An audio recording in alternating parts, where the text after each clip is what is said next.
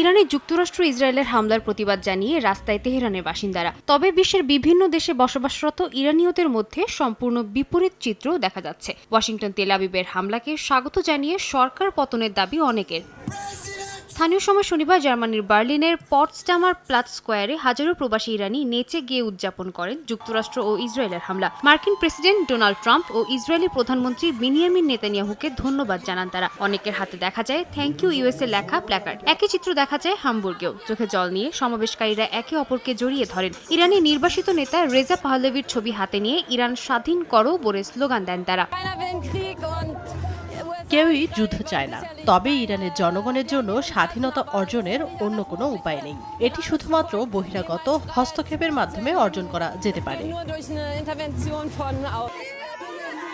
স্পেনের মাদ্রিদ ও বার্সেলোনাতেও রাস্তায় নেমেছেন ইরানি অভিবাসীরা। মার্কিন দূতাবাসের সামনে জড়ো হয়ে ধন্যবাদ প্রেসিডেন্ট ট্রাম্প বলে স্লোগান দেন তারা। তাদের অনেকেই আশা করছেন সরকার পরিবর্তনের মাধ্যমে পাহলেভি ক্ষমতায় এসে দ্রুত নির্বাচন দেবেন। এমনকি কিছু বিক্ষোভকারী খামেনির ছবির উপর পা দিয়ে ক্ষোভ প্রকাশ করেন। প্রেসিডেন্ট ট্রাম্প সাহায্যের প্রতিশ্রুতি দিয়েছেন, অবশেষে সামরিক সাহায্য এসেছে। আমরা অবশেষে স্বাধীনতার কাছাকাছি পৌঁছেছি, তাই আমরা আনন্দ উদযাপন করতে জড়ো হয়েছি।